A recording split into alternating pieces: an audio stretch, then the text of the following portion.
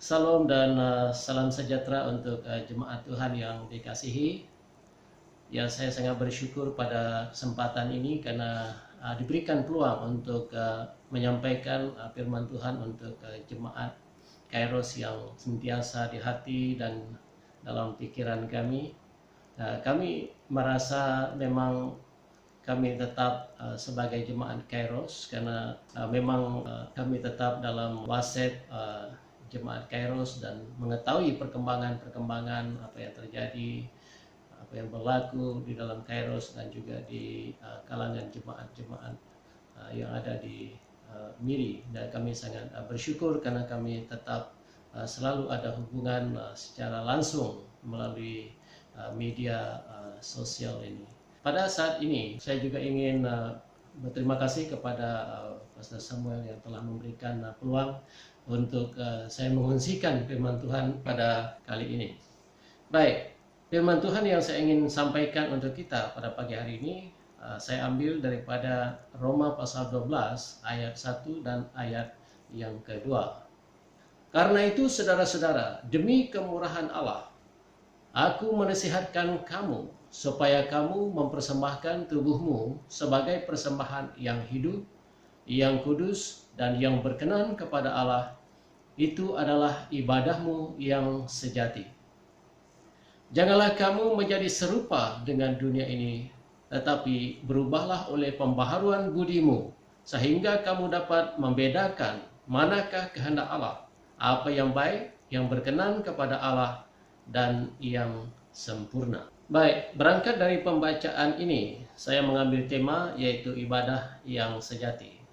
Jadi apabila saya menetapkan tema ini, saya mulai bertanya kepada diri saya sendiri. Jika ada ibadah yang sejati, apakah itu bermakna bahwa ada ibadah yang tidak sejati?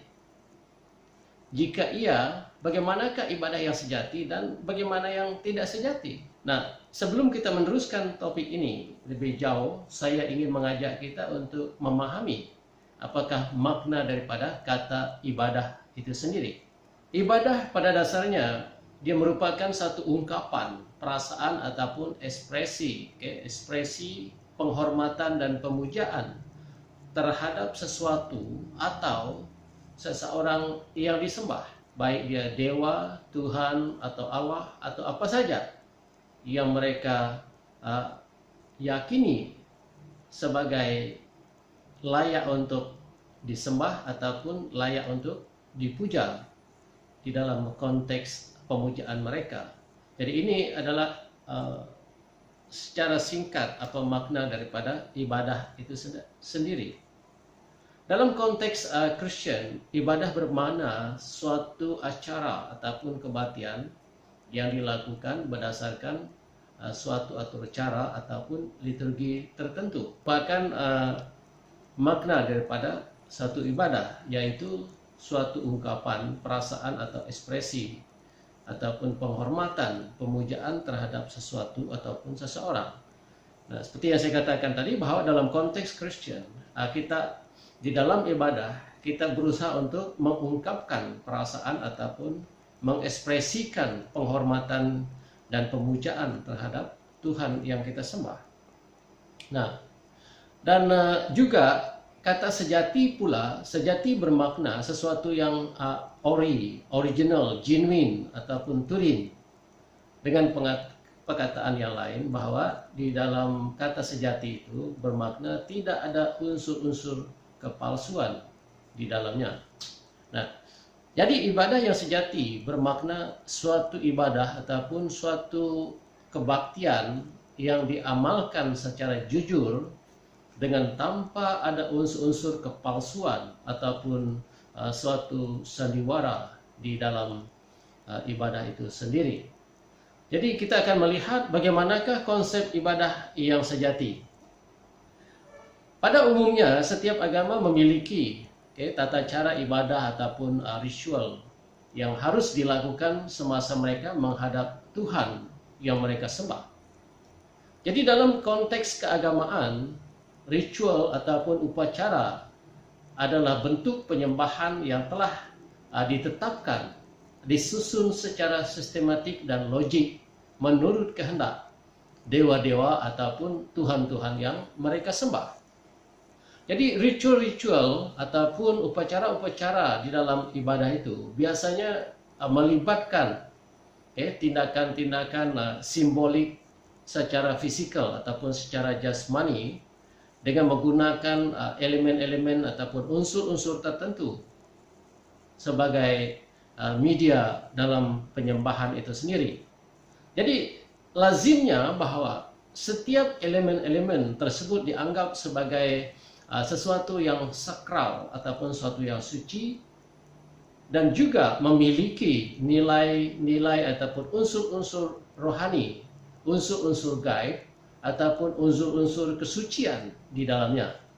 Nah, jadi setiap ritual ataupun upacara yang dilakukan itu biasanya dianggap sebagai suatu susunan acara penyembahan, pemujaan, pengagungan yang paling sesuai dan memiliki nilai rohani yang tinggi dan diakui sebagai bentuk penyembahan ataupun ibadah yang benar dan sah menurut keyakinan sesebuah agama ataupun sesebuah kepercayaan itu.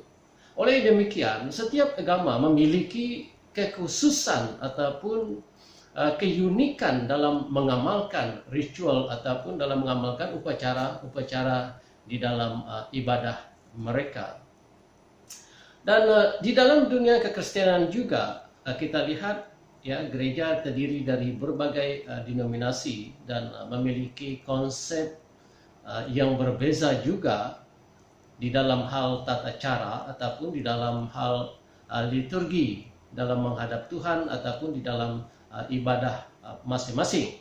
Ya, dan kita melihat dengan begitu mudah sekarang ini melalui media-media di klip-klip di YouTube dan sebagainya, kita dapat mengakses berbagai macam susunan tata cara ibadah yang terdapat di dalam gereja-gereja ataupun denominasi tertentu. Nah, melalui apa yang kita lihat, kita boleh membuat beberapa analisa dan juga beberapa kategori tentang ibadah-ibadah yang sering dilakukan di dalam gereja-gereja. Ada gereja yang begitu mementingkan ketaatan terhadap ritual ataupun bentuk daripada ibadah itu sendiri. Ya, mereka menuntut suatu ritual yang sangat serius ataupun sangat ekstrim, di mana setiap atur cara ataupun liturgi harus dilangsungkan secara ketat dan tepat. Tidak boleh salah. Jadi dia harus dilakukan pada tempat, pada hari dan pada jam tertentu.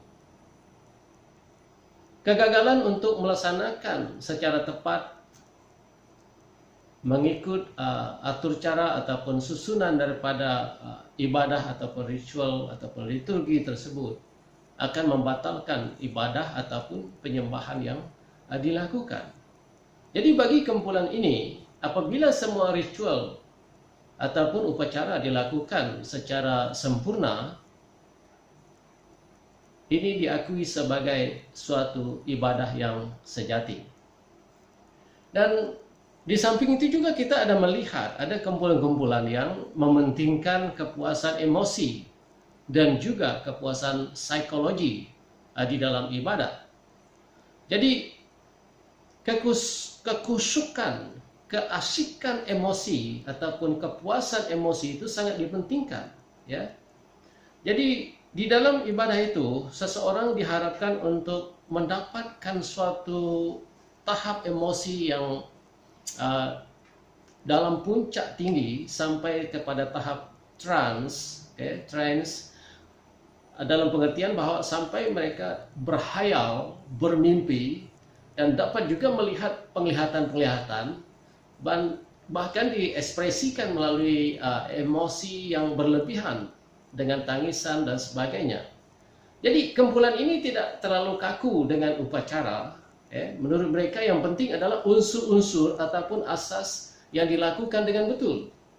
Biasanya dimulai dengan penyembahan musik ataupun nyanyian yang dapat menghantar mereka kepada perenungan yang mendalam, sehingga seseorang itu akan mencapai satu tahap trans ataupun berhayalan.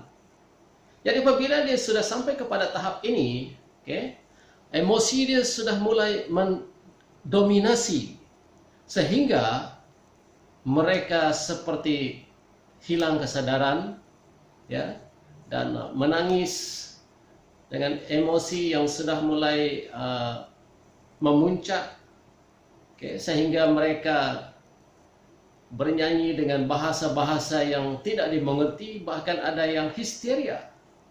Jadi suasana akan semakin hangat dan tak terkendali dengan rangsangan musik, dimulai dengan slow rock sampai kepada heavy metal di dalam suasana lampu yang berkelip-kelipan, di suasana yang redup, tak terlalu kelihatan, di mana mereka begitu syuk ataupun asyik di dalam penyembahan mereka. Jadi kumpulan ini, ketika tidak ada musik, mereka sepertinya tidak dapat memuji Tuhan dengan bersemangat.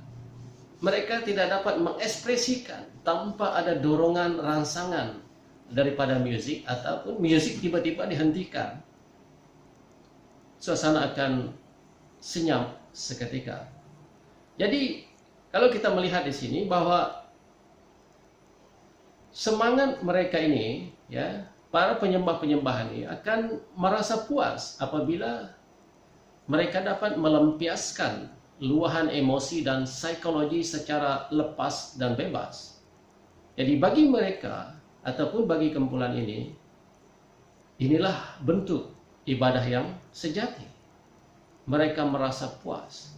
Mereka merasa bahwa emosi, psikologi mereka merasa dipuaskan. Bahkan mereka mengatakan, wah, ibadah penuh dengan urapan dan sebagainya. Jadi ini merupakan konsep ibadah yang sejati menurut kelompok ini. Dan juga kita melihat ada pula yang mementingkan kedua-duanya. Liturgi ataupun ritual dia harus dilakukan dengan betul. Dan juga emosi serta psikologi harus bermain secara bebas di dalam ibadah. Jadi kedua-duanya digabungkan bersama-sama. Secara susunan atur cara ataupun upacara itu dilakukan dengan sedemikian rupa, secara sistematik, tidak boleh salah. Dan dalam masa yang sama juga emosi ataupun psikologi harus dipuaskan dalam ibadah tersebut. Dan bagi mereka itulah ibadah yang sejati.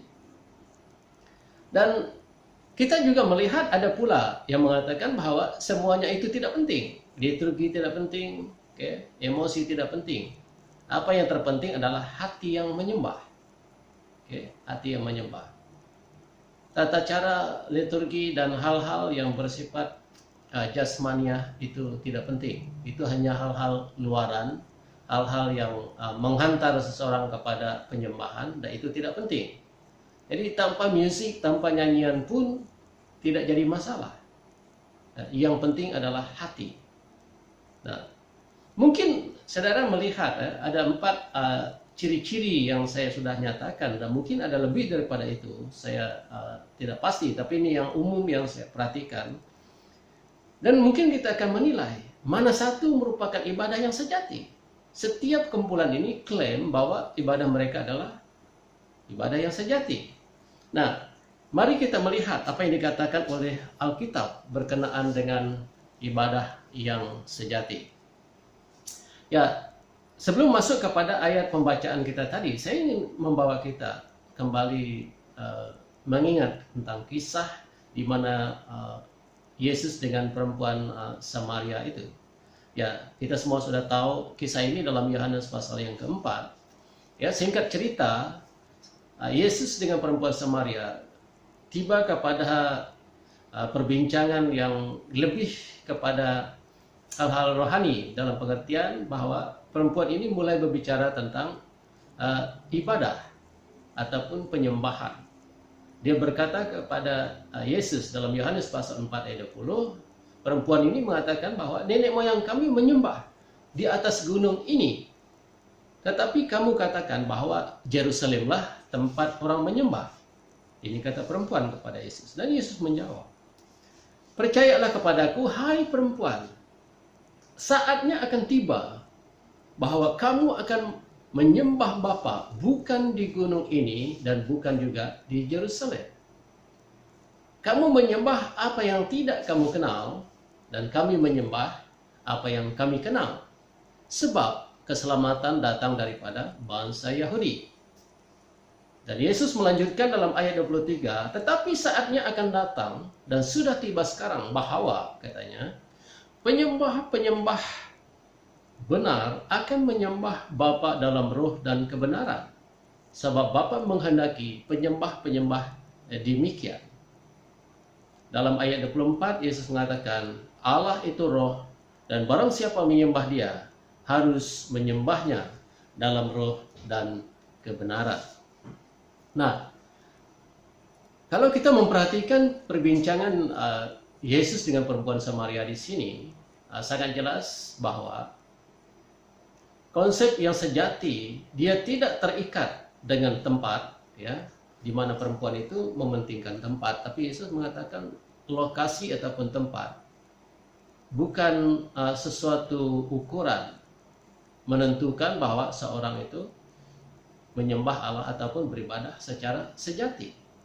Jadi Yesus mengatakan bahwa tidak terikat dengan tempat, ya, seperti yang kebiasaan yang diamalkan oleh agama-agama orang Samaria dan juga dalam agama-agama Yahudi. Orang-orang Samaria biasa mereka menyembah kepada dewa-dewa mereka di atas gunung, dan orang Yahudi biasa menyembah Tuhan mereka di bait Allah di Yerusalem. Jadi baik di gunung maupun di atas di atas gunung maupun di dalam ruangan ibadah, bagi Yesus itu bukan hal yang terpenting. Jadi konsep ibadah yang sejati dikatakan oleh Yesus ini mengatakan bahwa penyembah-penyembah benar hendaklah menyembah Allah dalam roh dan kebenaran. Maksudnya di sini apa? Allah adalah roh, maka tidak dapat disembah dengan hal-hal yang bersifat fisikal. Hal-hal jasmani ataupun hal-hal yang bersifat fisikal boleh digunakan atau sebagai alat ataupun sebagai media tempat untuk beribadah ataupun untuk menyembah, tetapi tidak dapat mewakili penyembahan yang sejati itu. Benda itu tetap benda ataupun material tetap material dan tidak memiliki ekspresi penyembahan serta tidak dapat mewakili seseorang untuk menghadap Tuhan. Benda itu merupakan sesuatu yang neutral, sesuatu yang neutral yang tidak dapat berbuat apa-apa. Dia hanya mampu kita gunakan sebagai media untuk kita menghantar ataupun untuk membawa seseorang dalam suasana penyembahan. Tetapi dia pada dasarnya tidak memiliki makna rohani sama sekali. Jadi hal pertama yang harus dipahami adalah Allah adalah roh, dan kita hanya dapat bersekutu dengannya melalui roh kita. Allah adalah roh yang mendiami ataupun tinggal di dalam dunia ataupun alam roh, alam kekekalan. Sedangkan kita di dalam alam ataupun dalam dunia jasmani, dunia yang fana, dunia yang tidak kekal dan dapat binasa. Jadi ini perbezaan dua alam, di mana Allah tinggal di dalam alam roh, alam kekekalan, tempat tinggalnya Allah dari selama-lamanya sampai selama-lamanya ditetap di situ. Sedangkan kita di dalam dunia yang fana. Jadi kalau kita menggunakan hal yang fana, kepanaan ini, hal-hal jasmani untuk menyembah Tuhan, dia tidak dapat menembusi kepada suasana dunia roh yang harus kita tuju dalam hal kita menghadap Tuhan. Nah, jadi hal-hal yang fana tidak dapat menembusi alam roh, tetapi roh kita dapat menembusi alam duniawi kepada alam roh dan bersekutu dengan Allah. Roh yang kita miliki adalah roh yang dihembuskan Allah, yang diberikan Allah kepada kita. Dan itulah yang kita gunakan dalam hal kita berhubungan dengan Allah. Jadi kalau tidak, maka kita hanya menyembah Allah dengan mulut kita sahaja, tetapi tidak dengan segenap tubuh, jiwa, dan roh kita. Nah, jadi yang pertama itu kita harus menyadari Allah itu roh, dan kita harus menyembah Dia di dalam roh. Dan kebenaran, dalam konteks ini, kebenaran bermakna kekudusan ataupun kesucian. Statement Yesus di sini merujuk kepada kehidupan perempuan Samaria yang memiliki kehidupan moral yang tidak memuliakan Tuhan. Dia hidup dalam keadaan yang rusak secara moral, ya, dalam dosa seksual. Dan Yesus sangat jelas menjelaskan di situ bahwa dia memiliki 5 orang suami. Ini artinya bahwa dia hidup tidak benar secara moral. Tetapi dia berbicara tentang penyembahan. Dan Yesus mengatakan, kalau kamu ingin menyembah Tuhan, dia mengatakan bahwa sembahlah Dia dalam roh, dan yang kedua dalam kebenaran. Jadi kebenaran di sini boleh bermakna kebenaran daripada firman Tuhan yang memimpin mengarahkan hidup, dan juga kebenaran di sini berbicara dalam konteks perempuan Samaria ini berbicara tentang hidup yang benar ataupun dengan kesucian yang ada padanya. Jadi Yesus menekankan konsep ibadah yang sejati di sini adalah menyembah Allah dalam roh dan juga di dalam kebenaran. Menyembah dalam roh bermakna bukan dengan hal-hal jasmania, tidak terikat dengan tempat, waktu, dan disertai dengan kehidupan yang benar ataupun dipimpin dengan kebenaran daripada firman Tuhan.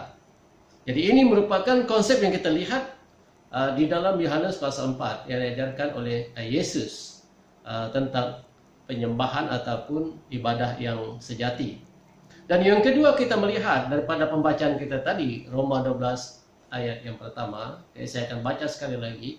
Karena itu saudara-saudara, demi kemurahan Allah, aku menasihatkan kamu supaya kamu mempersembahkan tubuhmu sebagai persembahan yang hidup, yang kudus, dan yang berkenan kepada Allah.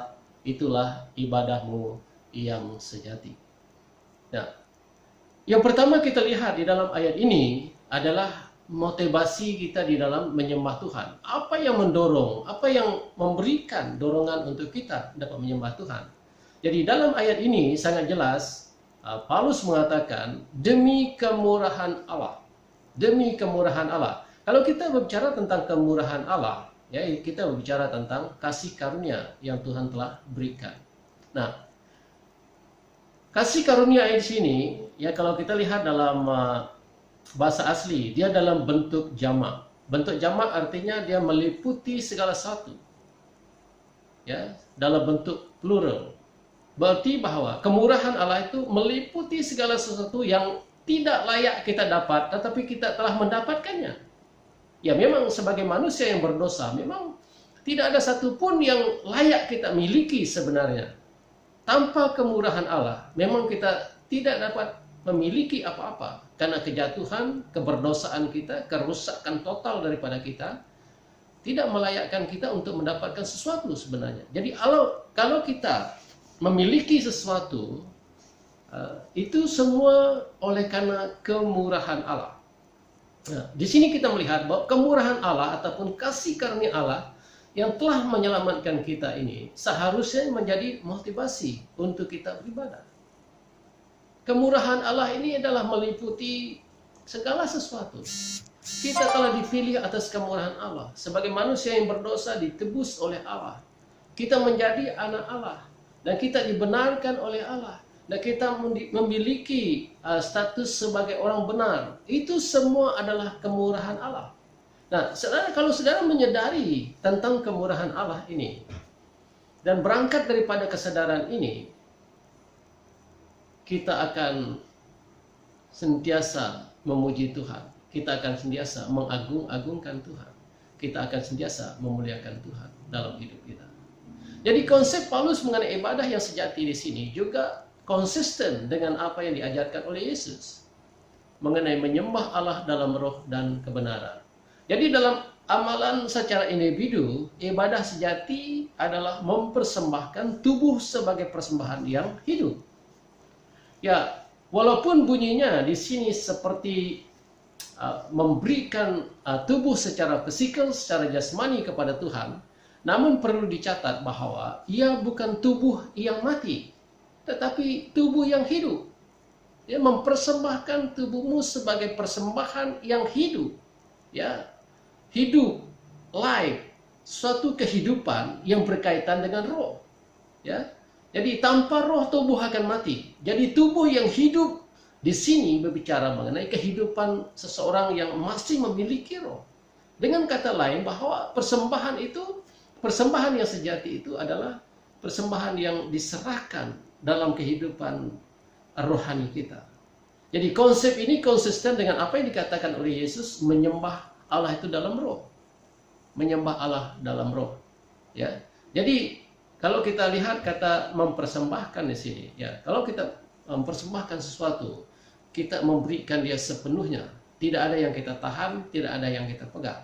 Contoh, kita mempersembahkan binatang kepada, dalam konteks perjalanan, kita mempersembahkan binatang kepada imam. Tidak ada binatang itu, oh separuh saya sembahkan, separuh tidak. Tetapi dia berikan semuanya kepada imam itu, dan imam itu membawa itu kepada, mempersembahkan itu kepada Tuhan.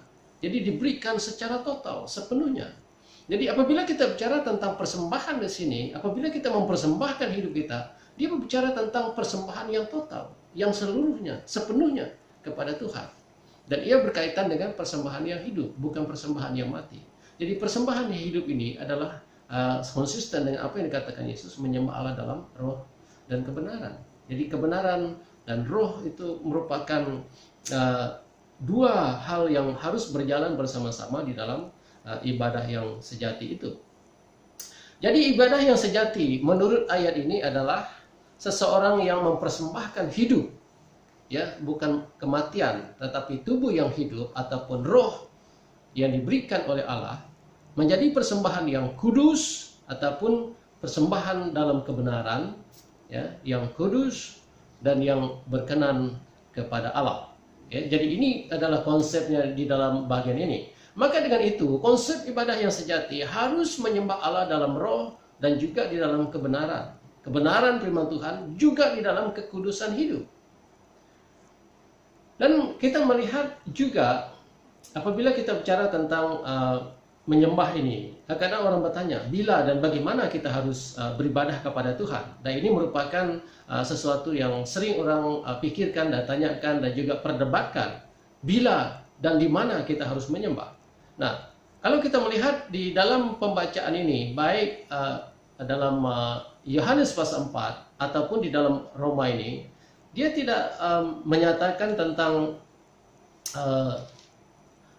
tempat secara spesifik atau bila kita harus memuji ataupun menyembah Tuhan ataupun beribadah padanya. Tetapi kita melihat bahwa penjelasan Yesus, menurut Yesus dalam Yohanes, kita harus menyembah dia dalam roh, bermakna bila-bila masa saja, tidak terikat atau tidak dibatasi dengan waktu. Ya, jadi dari aspek waktu, bila kita menyembah Tuhan, Tuhan tidak pernah menetapkan masa yang sesuai dan masa yang tidak sesuai. Tetapi dia berbicara tentang menyembah dia dalam roh dan kebenaran. Artinya setiap detik dalam hidup kita boleh kita gunakan sebagai penyembahan. Dan kita lanjutkan juga apa yang dikatakan Paulus. Jadi dalam hal ini Paulus mengatakan mempersembahkan tubuh sebagai persembahan yang hidup, yang kudus dan berkenan kepada Allah. Juga berbicara tentang suatu ibadah yang dilakukan dengan tidak terikat dengan waktu ataupun tempat. Kita tidak hanya mempersembahkan hidup hanya pada waktu kebaktian saja ataupun dalam persekutuan-persekutuan rohani saja, tetapi kita mempersembahkan hidup kita setiap detik di dalam kehidupan kita. Jadi setiap detik dalam kehidupan kita adalah ibadah kita kepada Tuhan, di mana kita selalu merasa roh kita selalu memiliki hubungan yang terus-menerus bersama Tuhan. Ya. Tidak ada masa ataupun tidak ada ruang untuk kita merasa lepas daripada hubungan sejati dengan Tuhan. Dan itu adalah konsep ibadah yang dinyatakan dalam bagian ini. Jadi bagaimana ibadah yang sejati dapat diterapkan dalam kehidupan orang percaya sekarang ini? Untuk itu marilah kita melihat contoh yang terdapat di dalam Kisah Para Rasul pasal 2 ayat 42 hingga ayat 47. Itu berbicara tentang kehidupan jemaat mula-mula. Nah, tadi kita telah berbicara tentang menyembah Allah dalam roh dan kebenaran. Dan mungkin kita berpikir bagaimana cara dia. Nah, kita melihat dalam konteks jemaat awal. Mereka mengadakan pertemuan mereka itu tiap-tiap hari. Tiap-tiap hari mereka mengadakan pertemuan. Dan ada beberapa hal yang kita temukan yang mereka lakukan di dalam pertemuan-pertemuan mereka. Yang pertama kita lihat, mulai daripada ayat 42, di mana mereka mendengarkan pengajaran rasul-rasul. Ataupun dengan kata lain, bahwa mereka mendengarkan khotbah. Jadi yang pertama itu ada khotbah, ada doa, ada pujian, mereka memuji Allah juga, ada kesatuan hati, ya saling membagi harta, dan juga saling memberi, mereka saling memberi satu dengan yang lain harta milik mereka, dan juga di dalamnya ada perjamuan suci, di mana mereka memecahkan roti, dan juga ada perjamuan kasih, mereka ada makan bersama-sama. Jadi ini merupakan unsur-unsur ataupun elemen-elemen yang terdapat dalam ibadah jemaat yang awal ataupun liturgi yang mereka terapkan. Ada pengajaran ataupun ada khotbah, ada doa, ya, ada pujian, ada memberi, ya, ada memecahkan roti ataupun perjamuan suci, dan juga ada perjamuan kasih, ada makan bersama. Ya, apakah semua upacara ataupun kegiatan yang mereka lakukan ini merupakan suatu ibadah yang sejati ataupun suatu upacara ibadah yang sempurna? Atur cara ataupun kegiatan itu sendiri tidak memiliki makna rohani sama sekali. Ya, jangan keliru. Kadang-kadang orang keliru. Dia mengatakan bahwa semua benda-benda dalam liturgi, semua alat-alat ataupun unsur-unsur yang terdapat dalamnya itu memiliki nilai rohani. Sebenarnya tidak. Tuhan tidak pernah mengajarkan bahwa benda-benda ini memiliki nilai rohani. Benda-benda ini semuanya neutral. Tetapi boleh kita gunakan sebagai media untuk kita menyembah Tuhan. Jadi, atau cara ataupun kegiatan itu sendiri tidak memiliki makna rohani sama sekali. Ia hanya sebagai alat ataupun sebagai satu ekspresi daripada sebuah ibadah ataupun suatu aturan upacara ibadah itu sendiri. Jadi, apakah dengan melakukan semua hal ini membuat Allah berkenan kepada ibadah kita? Belum tentu. Berdasarkan ayat 42, apa yang membuat ibadah mereka sesuatu yang unik adalah, kamu perhatikan dalam ayat 42, di mana mereka bertekun.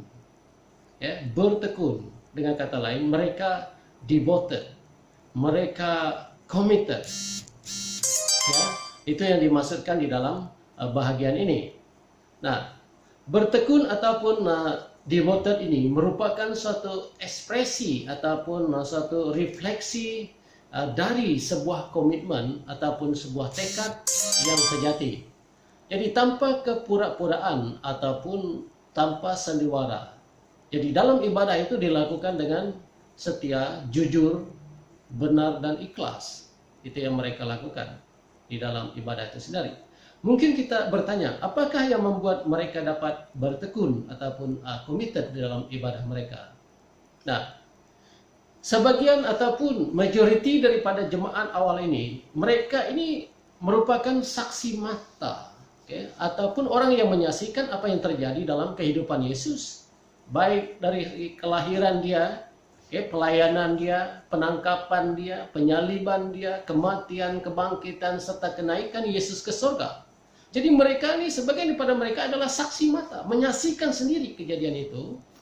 Dan juga mereka juga menyaksikan sendiri peristiwa Yesus naik ke surga, dan juga melihat peristiwa kejadian yang terjadi masa hari Pentakosta, di mana Roh Kudus yang dijanjikan oleh Yesus itu telah turun pada masa hari itu. Jadi mereka ini adalah saksi-saksi mata. Jadi iman yang ada pada mereka bukan sekadar iman yang timbul melalui pendengaran, tetapi iman yang timbul melalui penglihatan juga, apa yang mereka lihat, melalui apa yang mereka saksikan sendiri.